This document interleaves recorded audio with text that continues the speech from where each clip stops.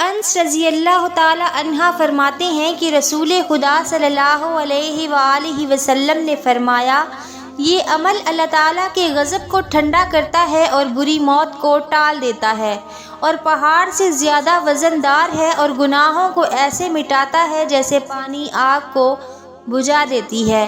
یہ عمل عمر بڑھا دیتا ہے اور دشمن سے بچنے کا بہترین ذریعہ ہے۔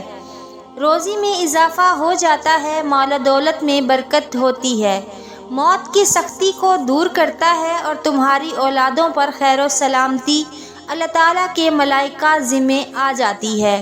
وہ عمل۔ بسم اللہ الرحمن الرحیم۔ السلام علیکم ورحمۃ اللہ۔ محترم ناظرین، ایک مومن اور ایک کافر مچھلی کے شکار کو چلے۔ جب کافر اپنا جال پھینکتا اور اپنے خدا کا نام لیتا تو اس کا جال مچھلیوں سے بھرا ہوا نکلتا، لیکن مومن ڈالتا اور اللہ کا نام لیتا تو کچھ بھی حاصل نہ ہوتا۔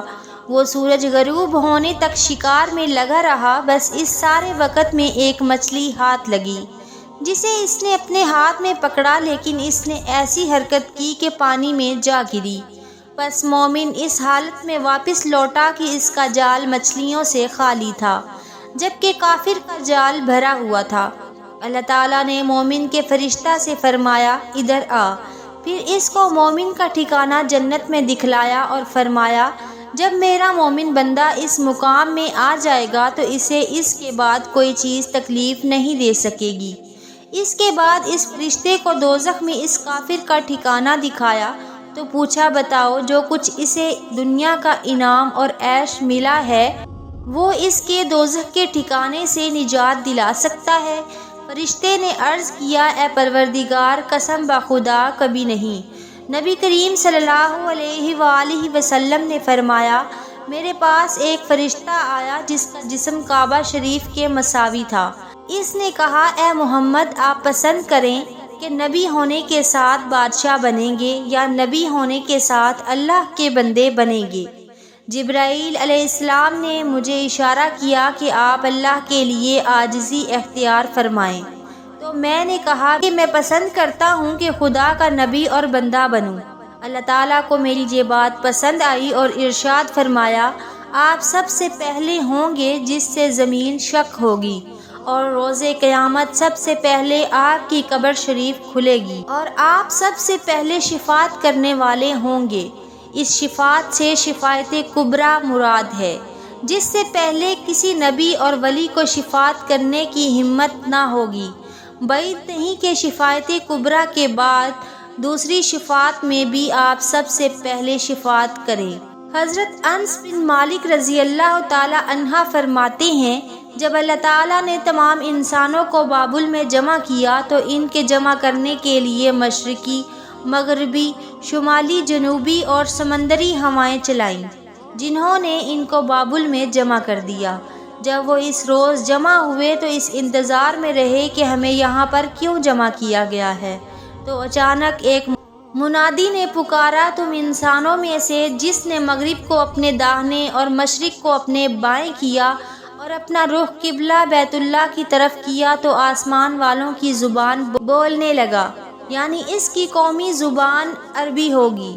تو یارب بن قحطان کھڑا ہوا تو اس منادی کرنے والے فرشتے سے کہا، اے یارب بن قحطان، تو ہی وہ آدمی ہے، وہ انسان ہے جس نے سب سے پہلے عربی میں کلام کیا۔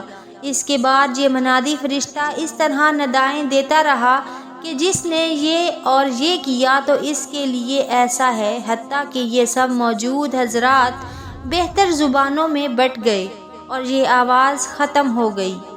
زبانیں مختلف ہو گئیں اور خیر و شر، حیا، ایمان، صحت، بدبختی، دولت مندی، شرف و مروت، ظلم، جہالت، تلوار اور جنگ کے فرشتے نازل ہونے لگے، اور یہ سب عراق میں جمع ہو گئے۔ تو بعض نے بعض کو کہا کہ تم بکھر جاؤ، تو ایمان کے فرشتے نے کہا کہ میں مدینہ منورہ اور مکہ معظمہ میں رہوں گا۔ حیا کے فرشتے نے اسے کہا، میں بھی تمہارے ساتھ ہوں۔ بدبختی کے فرشتے نے کہا، میں دیہاتوں میں رہوں گا۔ تو صحت کے فرشتے نے کہا، میں تمہارے ساتھ رہوں گا۔ ظلم اور ناانصافی کے فرشتے نے کہا، میں مغرب کے علاقوں میں رہوں گا۔ تو جہالت کے فرشتے نے کہا میں تمہارے ساتھ رہوں گا۔ شاید اسی وجہ سے مغربی اقوام میں عموماً دینی علوم سے ناواقفیت ہے۔ تلوار کے فرشتے نے کہا میں علاقہ شام میں رہوں گا، تو جنگ کے فرشتہ نے کہا میں بھی تمہارے ساتھ رہوں گا۔ دولت کے فرشتے نے کہا میں بھی اسی علاقہ بابل میں رہوں گا، تو مروت کے فرشتہ نے کہا میں بھی اس کے ساتھ رہوں گا۔ تو شرف کے فرشتے نے کہا میں تم دونوں کے ساتھ رہوں گا۔ شاید اسی شرف کی وجہ سے ملک شام میں ابدالوں کے رہنے کا حدیث میں ذکر آیا ہے۔ اللہ تعالیٰ کے بہت سے فرشتے ایسے ہیں جو انسانوں کے رزق مہیا کرنے پر متعین ہیں۔ اللہ تعالیٰ نے ان کو حکم دیا ہے کہ جس آدمی کو تم اس حالت میں پاؤ کہ اس نے صرف روزی کے دھندے کو اپنا اوڑھنا بچھونا بنا رکھا ہے، تو تم اس کو آسمانوں اور زمین کے رزق مہیا کر دو، اور دیگر انسانوں کو بھی بقدر تقدیر خداوندی حصہ دو۔ جس آدمی کو تم روزی طلب کرتا ہوا پاؤ، تو اس کو اس کے ارادہ سمیت مہلت دے دو۔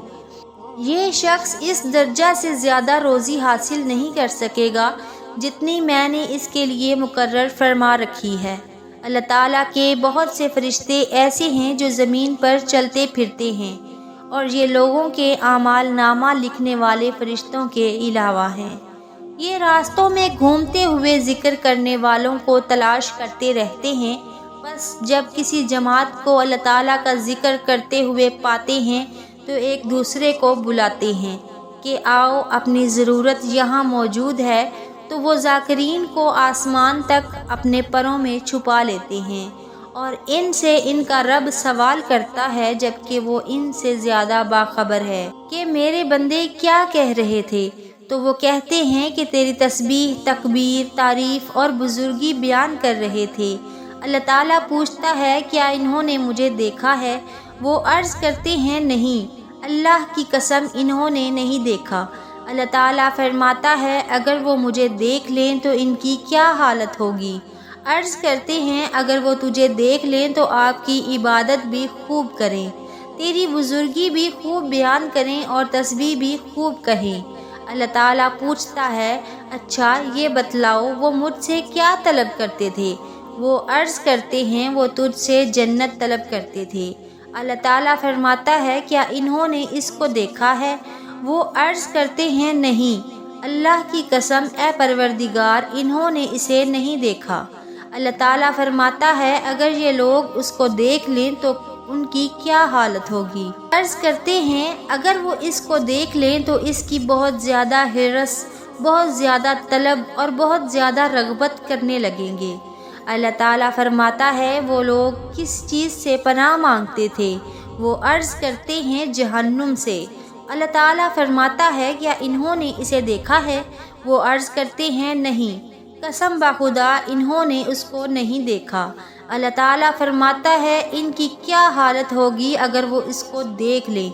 وہ عرض کرتے ہیں اگر وہ اس کو دیکھ لیں گے تو اس سے خوب بھاگنے والے اور خوب ڈرنے والے ہوں گے۔ اللہ تعالیٰ فرماتا ہے تمہیں گواہ بناتا ہوں کہ میں نے ان سب کو معاف کر دیا ہے۔ ان فرشتوں میں سے ایک فرشتہ عرض کرتا ہے اے اللہ فلاں آدمی ان ذاکرین سے نہیں تھا، اس کو تو اس کی کوئی مجبوری لائی تھی۔ اللہ تعالیٰ ارشاد فرماتا ہے یہ ذاکرین ایسی قوم ہیں کہ ان کا ہم نشین بھی محروم نہیں ہوگا۔ حضرت علی کرم اللہ وجہہ الکریم فرماتے ہیں جب سورج طلوع ہوتا ہے تو دو فرشتے اس کے ساتھ نگران ہوتے ہیں، جب تک وہ چلتا رہتا ہے یہ بھی اس کے ساتھ ساتھ چلتے رہتے ہیں، یہاں تک کہ جب وہ اپنے وطن میں عرش کے بالمقابل درمیان میں پہنچتا ہے تو سجدہ میں گر جاتا ہے، یہاں تک کہ اسے حکم دیا جاتا ہے کہ اللہ تعالیٰ کی قدرت کے ساتھ آگے بڑھ۔